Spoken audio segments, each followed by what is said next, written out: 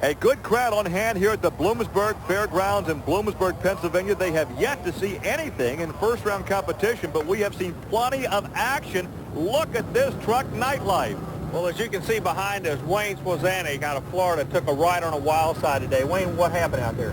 Army, we hit the second set of cars wide open, because that's the only way you keep up with these guys. And what happened was, as best I can tell, I slung the power steering belts off and lost the steering. When I got back on the ground, the truck was up on its side, which normally wouldn't be a bad situation, but of course without the assist of the hydraulic steering, you just can't muscle the truck around. And going that fast, once the one tire caught, it rolled it right on over. And look at the interior of the truck. The roll cage has been caved in. Wayne was lucky to walk away from this. Army, let's watch again. I think this wreck right here could prompt the use of window netting like we see in NASCAR stock car racing. Watch the left arm. Watch Wayne's left arm come out of the cockpit there once and twice. Yeah, exactly. You know, they're trying to adapt them to the open wheel vehicles. The monster truck guys, I think they need to look at the same rule, Gary. To the side or walk sideways. Well, there is nightlife. Wayne Swazanic out of Jupiter, Florida. He can still drive it. And look at this. He's going up against Steve Hess from Columbia City, Indiana. And can you believe he can still race this vehicle? Well, I want you to keep something in mind. We're going to be up front with the folks. Don't look for a cavalry charge, but he's still running him kind of hard. He was going up just to pick up the points. You get round money points. This kid out of Florida trying to be a player in trouble. Look at this. Nightlife's going to win it.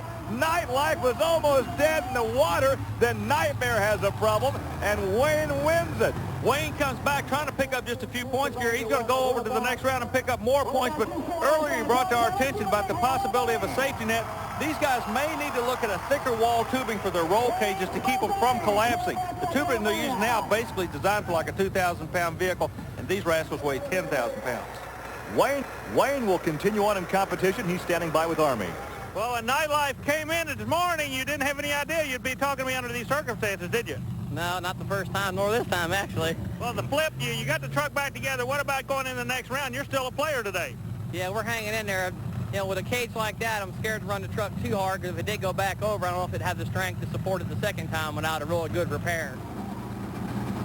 Subconsciously, they're ready to be stopping at that time. They do not want to go that other 100 feet. Well, here's a truck that looks like the remnants from a demolition derby, and this is why it looks that way. This was in qualifying earlier.